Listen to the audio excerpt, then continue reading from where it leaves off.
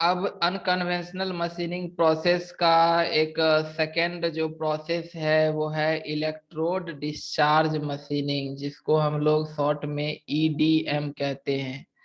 तो जैसा कि हम जानते हैं, ये भी क्या है, एक अनकन्वेंशनल मशीनिंग प्रोसेस है। अनकन्वेंशनल मतलब इसमें हम जो जनरल मेथड होता है कन्वेंशनल, जिसमें कटिंग टूल्स जो है वो डायरेक्ट अपना शार्प एज से वर्क पीस के मटेरियल को अंडर सीयर से, उसको सीयरिंग एक्शन से चिप को रिमूव करता है और तब जा करके उसकी मशीनिंग प्रोसेस होती है। लेकिन अनकन्वेंशनल में यहाँ कोई सीयरिंग एक्शन नहीं होता है, बल्कि हम लोग कुछ इलेक्ट्रिक करंट का यूज करते हैं, केमिकल प्रोडक्ट का यूज करते हैं मटेरियल को रिमूव करने के लिए। तो उसी में से है इलेक्ट्रोड डिस्चार्ज मशीनिंग, ये ईडीएम प्रोसेस जो है। तो ईडीएम प्रोसेस जो है बेसिकली जो ये यूज करता है, वो यूज करता है एक पावरफुल स्पार्क। ये क्या यूज करता है, पावरफुल स्पार्क का यूज करता है। और ये स्पार्क जो जब स्पार्क जो है वर्क पीस मेटल के ऊपर हीट करता है, तो फिर वहां पर मेटल का इरोजन होता है ना। और इरोजन होने से फिर वहां पर हम एक डाइलेक्ट्रिक फ्लूइड के थ्रू उस जो भी मेटल इरोड होता है उसको हम वॉश कर देते हैं। तो इस प्रकार से ये मेटल को रिमूव करता है। मतलब हो गया कि ईडीएम प्रोसेस में फर्स्ट हम लोग स्पार्क की जनरेशन करते हैं। तो स्पार्क जनरेट करने के लिए हमको इलेक्ट्रिक करंट की जरूरत होती है ना। तो यहाँ पर ये उसका कुछ सेटअप है, डिवाइस है ईडीएम मशीनिंग प्रोसेस का, जिसमें जैसे कि यहाँ पर एक बेस है और बेस के ऊपर फिक्सर है, और फिक्सर के ऊपर हम वर्क पीस को हम लोग फिक्स करते हैं, है ना। दो टूल होता है, एक जिग होता है, एक फिक्सर होता है, याद रखेंगे। एक जिग होता है और एक फिक्सर होता है। दोनों में अंतर क्या है कि फिक्सर जो होता है ये ओनली वर्क पीस के लिए यूज होता है। ये वर्क पीस को मतलब होल्ड करने के लिए हम लोग फिक्सर यूज करते हैं। और जिग जो होता है ये बेसिकली कटिंग टूल्स को, जो कटिंग टूल होता है उस कटिंग टूल को ये होल्ड भी करता है, किसको, टूल को ये होल्ड करता है, और साथ में जो है तो ये गाइड भी करता है। ठीक है। तो होल्डिंग और गाइडिंग एक्शन दोनों होता है जिग में, और फिक्सचर में होता है कि ये सिर्फ वर्क पीस को होल्ड करता है। तो जिग जनरली इस्तेमाल हम लोग किसी कटिंग टूल के को होल्ड करने में और उसको गाइडिंग एक्शन के लिए हम यूज करते हैं। तो यहाँ पर फिक्सर के ऊपर वर्क को फिक्स कर दिया, और इसमें जो भरा हुआ रहता है वो है डाइलेक्ट्रिक फ्लूइड। इसमें जो है डाइलेक्ट्रिक फ्लूइड है, और डाई इलेक्ट्रिक फ्लूइड के साथ यहाँ पर हाई प्रेशर पंप लगा हुआ है। ये हाई प्रेशर पंप जो है इसी फ्लूइड को यहाँ से सक्शन करके और इसको फिल्टर करके और वापस जो है जहाँ पर मशीनिंग प्रोसेस हो रहा है वहां पर वो अंडर प्रेशर इसको लगातार सप्लाई करते रहता है। ठीक है। इसके बाद ये कटिंग टूल है, जो कटिंग टूल हमारा एक तरह का इलेक्ट्रोड का काम करता है। और इलेक्ट्रोड ये टूल जो है यहाँ पर सर्वो मोटर मैकेनिज्म से जुड़ा हुआ रहता है। ये सर्वो मोटर मैकेनिज्म से जुड़ा हुआ रहता है। और यहाँ पर हम लोग का जो करंट सोर्स यूज होता है वो है डीसी करंट। तो डीसी करंट में जो एनोड है, एनोड मतलब जो प्लस चार्ज है, ये हमारा क्या है, एनोड। एनोड से हम लोग जोड़ते हैं किसको, वर्क पीस को जोड़ते हैं। और माइनस चार्ज जो कि कैथोड है उससे हम लोग जोड़ते हैं किसको, टूल को। ठीक है। और इसके बाद जो है इसमें यहाँ दिया हुआ है कि gap between tool and work piece. जो ये टूल जो इसमें इस्तेमाल हो रहा है वो इलेक्ट्रोड का काम कर रहा है, यानी उससे होके करंट जो है वो आ रही है। तो टूल और वर्क पीस के बीच का जो ये जो गैप है, यहाँ का जो ये गैप है वो होता है 0.025 से 0.05 mm तक होता है। इसके बाद सेंटर लाइन एवरेज वैल्यू मतलब हो गया कि जैसे हम लोग मान लेते हैं कि ये टूल है, ये टूल है, तो ये टूल, अभी ये टूल का ये सरफेस हमको प्लेन दिख रहा है, लेकिन जब इसको हम क्लोजली देखेंगे तो ये सरफेस प्लेन नहीं होता है, बल्कि ये ऐसे ऐसे थोड़ा सा रफ होता है। मतलब ये हिल्स एंड वैली फॉर्म होता है, सरफेस रफ होता है। तो यहाँ पर होगा क्या कि ये जो सेंटर लाइन एवरेज वैल्यू है ये इसका 0.25 माइक्रोन्स है ना। मतलब हो गया कि यहाँ पर बहुत ज्यादा हमको सरफेस रफनेस नहीं होना चाहिए, कम होना चाहिए, क्योंकि जितना जैसा ये सरफेस रफनेस होगा तो वर्क पीस को भी वो उसी तरह से रिमूव करेगा। यहाँ पर टूल जिस तरह से यहाँ बना होगा, अगर सरफेस रफनेस ज्यादा होगा तो यहाँ का सरफेस भी मशीनिंग होगा, तो वो भी इसी तरह से मशीनिंग होगा। तो इसीलिए हम लोग ऑलमोस्ट मतलब स्मूथ टूल का यूज करते हैं, है ना। और जैसा कि हम लोग जानते हैं कि इसमें इसको हम लोग यहाँ से जोड़ दिए किससे, माइनस चार्ज से, और इसको जोड़ दिए हम लोग प्लस चार्ज से। और जब यहाँ पर इन दोनों को नजदीक लाएंगे, यानी कि नियर लाएंगे टूल को, किसके, वर्क पीस के नियर, और यहाँ पर भरा हुआ जो रहता है वो है डाई इलेक्ट्रिक फ्लूइड। ये क्या है, ये है, इसको हम कहते हैं डाई इलेक्ट्रिक फ्लूइड।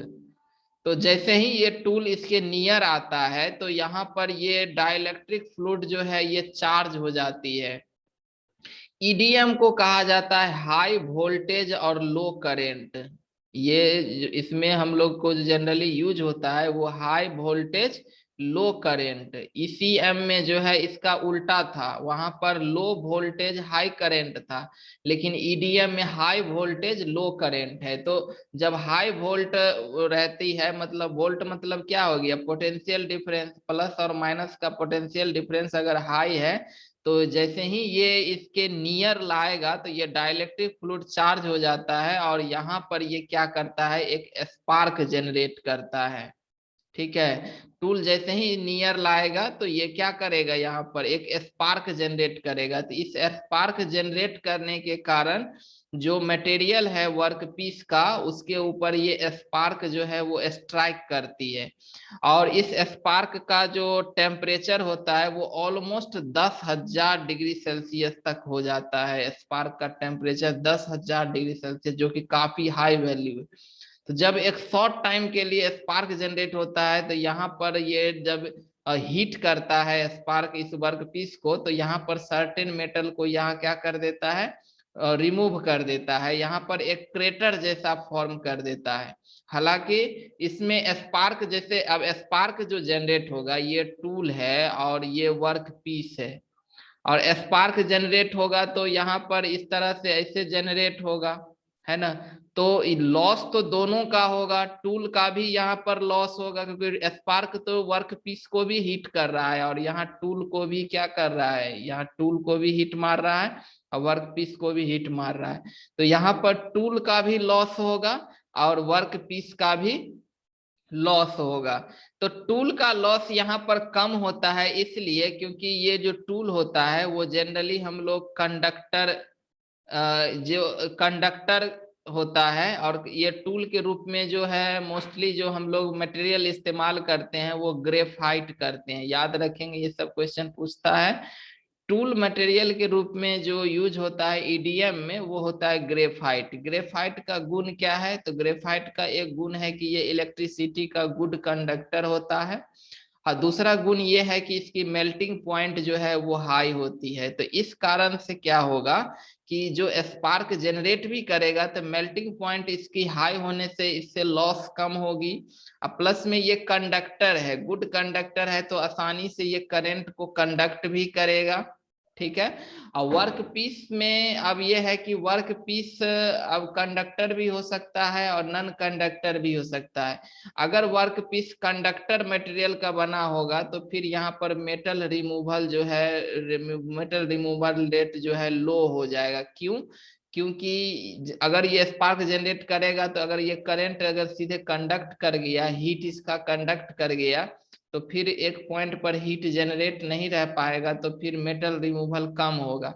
अगर ये नॉन कंडक्टर होगा यानी कम मतलब कंडक्ट करेगा, तो फिर ज्यादा हीट यहाँ पर रहेगा, तो फिर ये मटेरियल का इरोजन जो है यहाँ ज्यादा होगा। अब होता क्या है कि जैसे ही मटेरियल यहाँ पर स्पार्क लगने से इरोड हुआ, उसी में ये लगातार यहाँ से डाइलेक्ट्रिक फ्लूइड हाई प्रेशर पे सप्लाई होते रहता है। ये फ्लूइड क्या करता है कि जो भी मटेरियल यहाँ पर रिमूव होके पार्टिकल में, ये मटेरियल ऐसा नहीं है कि एक ही बार में बड़ा साइज में मटेरियल रिमूव हो गया, ऐसा नहीं, ये पार्टिकल दर पार्टिकल टूटता है। तो इसको जो है यहाँ से जो डाइलेक्ट्रिक फ्लूइड जो यहाँ पर अंडर प्रेशर सप्लाई हो रहा है, ये इसको इस प्लेस से वॉश करके लेके चला जाता है आगे। तो यहाँ से वॉश कर दिया तो हट गया, जो रिमूव मतलब जो भी मटेरियल स्पार्क से यहाँ इरोड हुआ वो यहाँ से हट गया। फिर न्यू फ्रेश मेटल जो है टूल के कांटेक्ट में आ गया, तो फिर से स्पार्क जनरेट होता है। तो इस तरह से यहाँ पर प्रोसेस चलते रहता है जब तक कि हम लोग इसमें यहाँ से कंप्लीटली मेटल जहां तक हमको मशीनिंग करना है और वहां तक जो है सो ना डायमेंशन को नहीं गेन कर लेते, तब तक हम यहाँ पर प्रोसेस चालू रहता है। ठीक है। इसके बाद है कि यहाँ पर जैसा कि हम बताएं कि इसमें लैंग्वेज में लिखा है, जैसे EDM process is spark erosion machining. ये एक क्या है, स्पार्क इरोजन मशीनिंग है, जिसमें मटेरियल जो है रिमूव होता है, वो रिपीटेड स्पार्क, बार बार स्पार्क से हम लोग स्ट्राइक करवाते हैं वर्क पीस को, तो फिर मेटल वहां से रिमूव होता है। जैसा कि बताएं कि यह एक हाई वोल्टेज और लो करंट प्रोसेस होता है। और इसमें फर्स्टली क्या होता है, क्योंकि इसमें देखिए करंट चाहिए एकदम, वोल्टेज चाहिए हाई, जैसे इसमें क्या चाहिए, वोल्टेज हाई, वोल्टेज और लो करंट है। तो अब जो भी डीसी पावर सप्लाई दे रहे हैं तो वहां पर हमारा वोल्टेज, अब जो भी मतलब हम लोग सोर्स यूज कर रहे हैं उसका वोल्टेज जो है जो भी है। लेकिन यहाँ पर फर्दर जब ये आगे इसका इलेक्ट्रिक सर्किट में कैपेसिटर यूज करते हैं, तो कैपेसिटर होता क्या है कि जब यहाँ से करंट सप्लाई होगा तो कैपेसिटर पहले चार्ज होता है। हम लोग ऐसे भी जानते हैं कि जनरली डीसी जो भी डिवाइस होता है या एसी भी होता है तो उसमें एक कैपेसिटर जरूर लगा हुआ रहता है। कैपेसिटर का काम है कि वो इंस्टेंटली चार्ज होता है और तुरंत वो डिस्चार्ज भी होता है। तो इस ड्यूरेशन में जो है वो फुल वोल्टेज सप्लाई करता है। अब जैसे हम लोग कभी कभी देखते हैं कि फैने है, फैन का स्पीड जब स्लो हो जाता है तो लोग कहता है कि उसका कैपेसिटर बदल दो। इसका मतलब ये है कि फैन को वो प्रॉपर वोल्टेज नहीं पूरा पूरा दे रहा है, फैन को वोल्टेज नहीं मिल रहा है, इसीलिए वो स्लो हो गया है। तो जब हम लोग इसमें कैपेसिटर न्यू लगा देते हैं तो उसको फिर से फुल वोल्टेज मिलने लगता है। तो यहाँ भी कैपेसिटर यूज होती है। तो ये कैपेसिटर क्या करता है, इनिशियली पहले चार्ज होगा, तो देखिए यहाँ पर वोल्टेज और टाइम का ग्राफ दिया है। तो इसमें ये है हमारा चार्जिंग वोल्टेज और ये है डिस्चार्जिंग वोल्टेज, यानी कि कैपेसिटर जो है एक, कैपेसिटर जो है एक सर्टेन वोल्टेज तक, मतलब इसको हम लोग थ्रेश होल्ड वोल्टेज कहते हैं। ये क्या है, threshold voltage. Threshold voltage ये एक ऐसा सफिशियंट वोल्टेज है जहां पर ये स्पार्क जनरेट कर सकता है। तो चार्जिंग में थोड़ा ज्यादा वक्त लगता है, लेकिन जैसे ही यहाँ स्पार्क जनरेट करेगा तो ये इंस्टेंटली डिस्चार्ज होता है, बहुत कम समय में डिस्चार्ज हो जाता है, फिर ये चार्ज होता है और फिर डिस्चार्ज होता है। तो इस तरह का इसका साइकिल जो है कैपेसिटर का चलते रहता है ना। और तो ये चीज हो गया, तो जब तक ये चार्ज होगा तब तक करंट ये जीरो सप्लाई करेगा, जब ये डिस्चार्ज होगा तो करंट ये पूरा सप्लाई करेगा। तो इस तरह से इसका प्रोसेस चलते रहता है। इसके बाद है ये जब कैपेसिटर जब डिस्चार्ज होता है तो टूल टिप पर स्पार्क जनरेट करता है, और जो डाई इलेक्ट्रिक है वो कंडक्टिंग मतलब उस रीजन में कंडक्टिंग हो जाती है, तो वो स्पार्क को हीट करने में भी हेल्प करता है ना। तो इस तरह से वहां पर मटेरियल यानी वर्क पीस का भी मटेरियल रिमूव होती है और टूल का भी मटेरियल रिमूव होता है। ठीक है। और कह रहा है कि इसमें जैसे हम लोग ग्रेफाइट टूल के रूप में यूज करते हैं और इसकी कंडक्टिविटी को बढ़ाने के लिए इसमें जो है सो कॉपर का ऐड भी किया जाता है। ठीक है।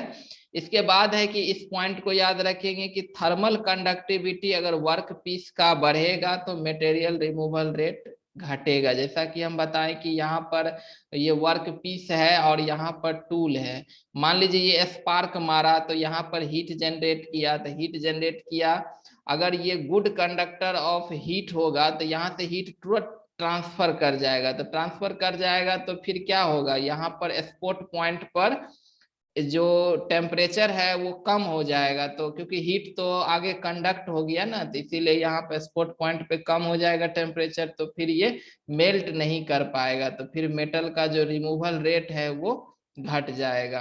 तो फिर जो भी हो, हम यहाँ पर जो भी मेटल रिमूव होता है, सर्वो मैकेनिज्म जो कनेक्टेड होता है, सर्वो मैकेनिज्म यहाँ पर क्या करता है कि टूल को विड्रॉ कर लेता है। क्योंकि एक बार स्पार्क लगा, मेटल रिमूव हुआ, फिर ये सर्वो मैकेनिज्म क्या करता है, टूल को हटाता है और वहां पर फ्लशिंग मैकेनिज्म जो है वो अपना जो है सो फ्लूइड को सप्लाई करके वहां से वॉश करता है। फिर सर्वो मैकेनिज्म जो है फिर टूल को वापस वर्क पीस के पास लाता है। तो सर्वो मैकेनिज्म जो होता है ये टूल को कंट्रोल करता है, ये टूल को वर्क पीस के पास ले जाना, वहां से हटाना, ये सर्वो मैकेनिज्म के थ्रू होता है। और जो फ्लशिंग मैकेनिज्म होता है वो अपना लगातार जो है तो डाइलेक्ट्रिक फूड जो है फ्लूइड जो है वो स्पॉट पॉइंट पर सप्लाई करते रहता है, जिस कारण से वहां मटेरियल लगातार रिमूव होते रहता है। तो ये इस प्रकार से ईडीएम का प्रोसेस होता है। यहाँ पर कुछ मैथमेटिकल रिलेशंस भी है, जैसे कि वीडी एक डिस्चार्ज वोल्टेज है और वी नॉट एक चार्जिंग वोल्टेज है। तो जो रिलेशन होता है डिस्चार्ज वोल्टेज और चार्जिंग वोल्टेज के बीच में, तो वीडी बराबर होता है वी नॉट 1 माइनस एक्सपोनेंशियल के power minus T by R C. T time है ना, टाइम ऑफ स्पार्क हो जाएगा। तो फ्रीक्वेंसी ऑफ स्पार्क जो होता है वो इनवर्स होता है 1/t का, है ना। फ्रीक्वेंसी ऐसे भी टाइम पीरियड का क्या होता है, इनवर्स होता है। आर क्या है, रेजिस्टेंस है, और सी क्या है, कैपेसिटी ऑफ कैपेसिटर। कैपेसिटर का क्या है, कैपेसिटी है।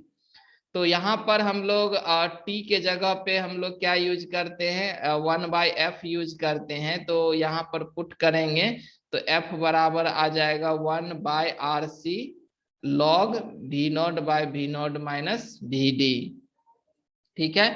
अब एनर्जी रिलीज्ड पर स्पार्क, हर स्पार्क में जो एनर्जी रिलीज होगा उसका रिलेशन होता है हाफ सी VD²। सी कैपेसिटर का कैपेसिटी है और VD डिस्चार्जिंग वोल्टेज है। उसके बाद ये फॉर्मूला को भी ध्यान रखेंगे, ऐसे ये सब तो आप लोग को पूछेगा नहीं। Average value of power deliver जो होता है, यानी एनर्जी बाय टाइम होता है। ठीक है, तो T1 है चार्जिंग टाइम, T2 है डिस्चार्जिंग टाइम, दोनों टाइम को एडिशन करके टोटल टाइम हो गया। तो ये E/T1 प्लस T2। तो T2 इज लेस होता है कंपेयर टू T1, जैसा कि हम लोग एवं ग्राफ में भी देखें कि चार्जिंग टाइम जो होता है वो ज्यादा होता है और डिस्चार्जिंग टाइम जो होता है वो कम होता है। तो इस तरह से यहाँ पर रिलेशन आता है एवरेज पावर का।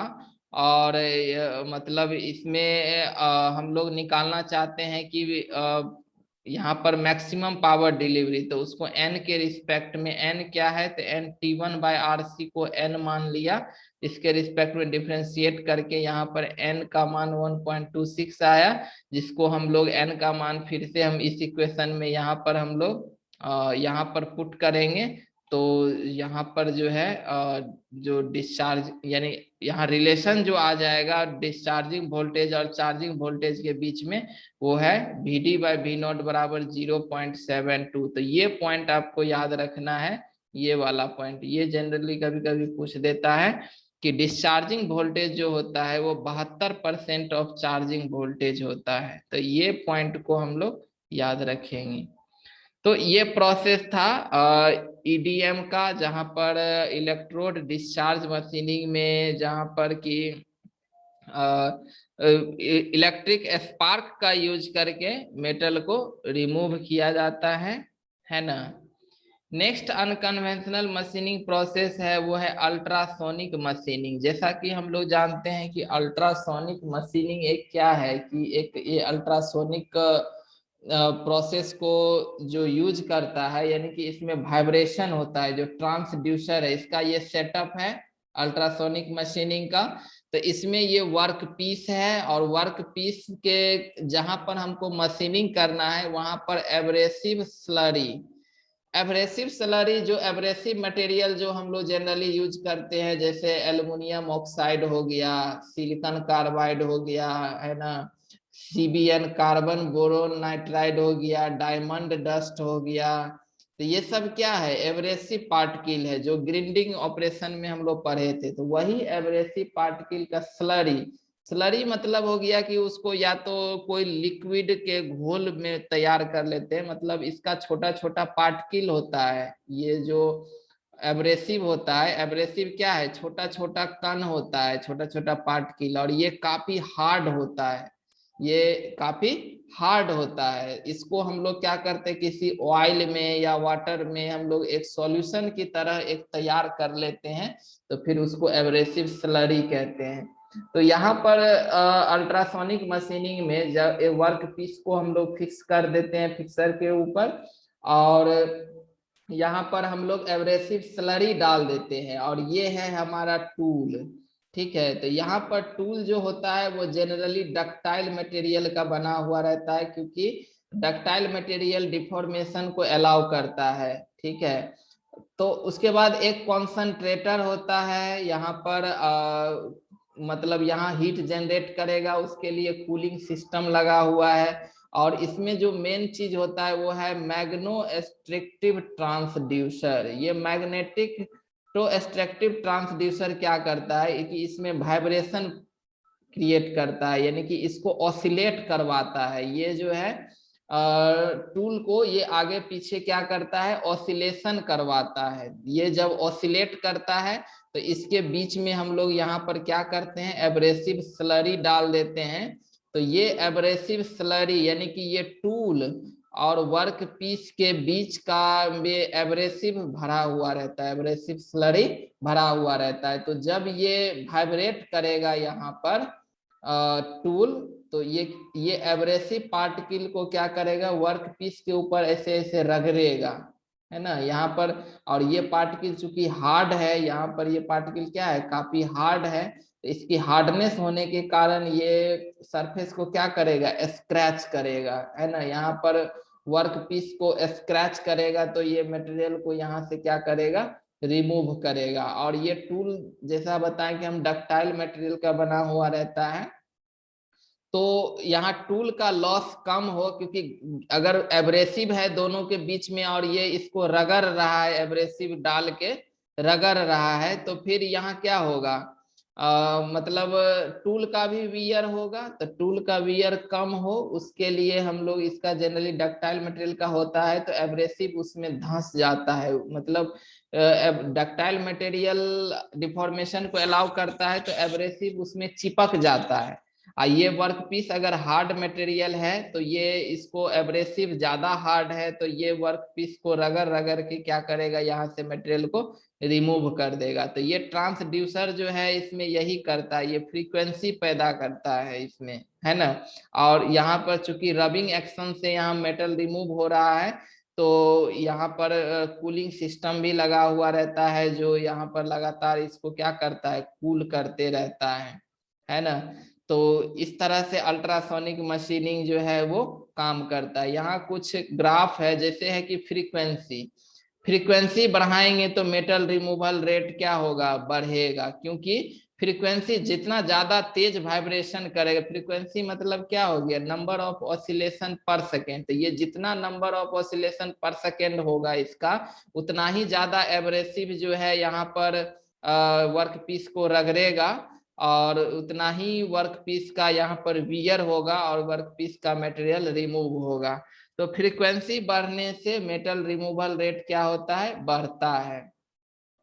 दूसरा है एम्पलीट्यूड। एम्पलीट्यूड मतलब होता है कि एम्पलीट्यूड एम्पलीट्यूड होता है कि मतलब वेव का, जैसे वेव जो हम लोग खींचते हैं, तो ये जितना ये मैक्सिमम हाइट तक जाता है, वेव का मैक्सिमम ये हाइट ऑफ जो क्रस्ट या ट्रक जो भी होता है, क्रेस्ट या ट्रक का जो हाइट होता है, ये एम्पलीट्यूड है।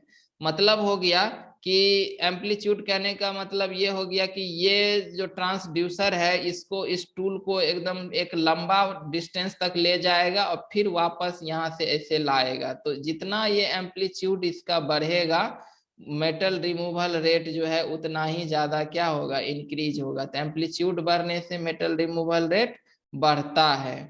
और फ्रीक्वेंसी हो गया नंबर ऑफ ऑसिलेशन पर सेकेंड। इसमें ये नहीं है कि लंबा जाए, मतलब ज्यादा डिस्टेंस तक जाए आए, वो नहीं। ये है कि तुरंत तुरंत ऐसे ऐसे फ्रीक्वेंसी, मतलब नंबर ऑफ ऑसिलेशन जितना ज्यादा होगा पर सेकेंड में उतना हाई फ्रीक्वेंसी है। तो फ्रीक्वेंसी बढ़ने से भी मेटल रिमूवल रेट बढ़ता है और एम्पलीट्यूड बढ़ने से भी मेटल रिमूवल रेट बढ़ता है। अब है ग्रेन साइज।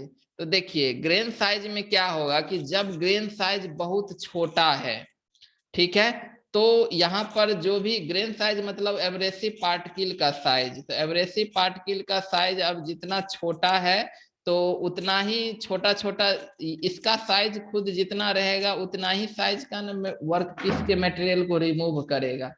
तो इनिशियली अगर इसका छोटा साइज है तो ये नंबर ऑफ पार्टिकल ज्यादा है तो ये ज्यादा मेटल रिमूवल रेट क्या होगा, बढ़ेगा। मतलब ग्रेन साइज को थोड़ा थोड़ा अगर हम लोग बढ़ाते जाएंगे साइज में तो मेटल रिमूवल रेट बढ़ते जाएगा, लेकिन एक लिमिट तक। आप मान लीजिए कि ग्रेन साइज एक बहुत बड़ा, इतना बड़ा बड़ा ग्रेन साइज हो गया, तो अब इतना बड़ा बड़ा ग्रेन साइज अगर हम लोग इस जोन वर्क अल्ट्रासोनिक जोन में अगर हम लोग यहाँ पर डालेंगे जहां पर अल्ट्रासोनिक मशीनिंग हो रहा है वहां पर, तो इसका शार्पनेस उतना कमते जाता है। जितना बड़ा ग्रेन साइज होगा उसका शार्पनेस उतना कमते जाएगा, तो फिर मेटल रिमूवल रेट जो है वो वापस घट जाएगा।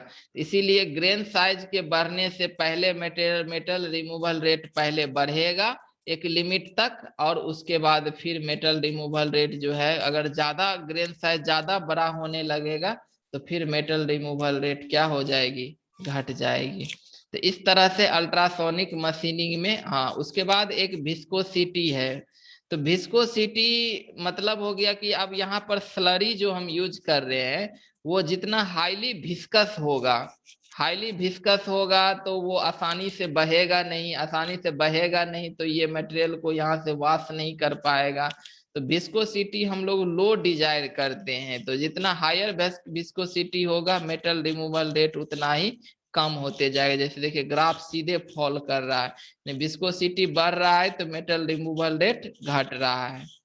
उसके बाद है एब्रेसिव कॉन्सेंट्रेशन। एब्रेसिव कॉन्सेंट्रेशन मतलब हो गया नंबर ऑफ एब्रेसिव पार्टिकल। जो स्लरी हम यूज कर रहे हैं उस स्लरी में अगर नंबर ऑफ एब्रेसिव पार्टिकल्स बहुत ज्यादा है, तो बहुत ज्यादा होगा तो फिर मतलब इनिशियली अगर कॉन्सेंट्रेशन एब्रेसिव का पार्टिकल का संख्या बढ़ाते जाएंगे तो मेटल रिमूव ज्यादा होते जाएगा। अब एक लिमिट से अगर हम लोग ज्यादा एब्रेसिव डाल देंगे स्लरी में तो स्लरी भी एक तरह का सॉलिड की तरह बिहेव करने लगेगा, तो फिर उस केस में जो है तो मेटल रिमूवल रेट फिर से क्या होगा, घटने लगेगा।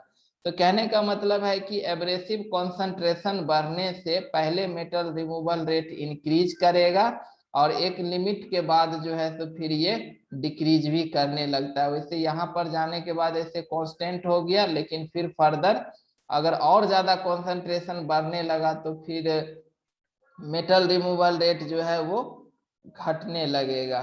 ठीक है, ये सब चीज है। तो इसमें जनरली जो एवरेज वैल्यू है वो 0. सेंटर लाइन एवरेज वैल्यू 0.25 से 0.75 है माइक्रो। एम्पलीट्यूड है 0.02 से 0.1 mm। फ्रीक्वेंसी है 15 से 30 किलो हर्ट्ज तक, और गैप बिटवीन टूल और वर्क पीस जनरली 0.2 mm। हालांकि सब उतना याद रखने का जरूरत नहीं है, ये उतना कंपटीशन में नहीं पूछता है।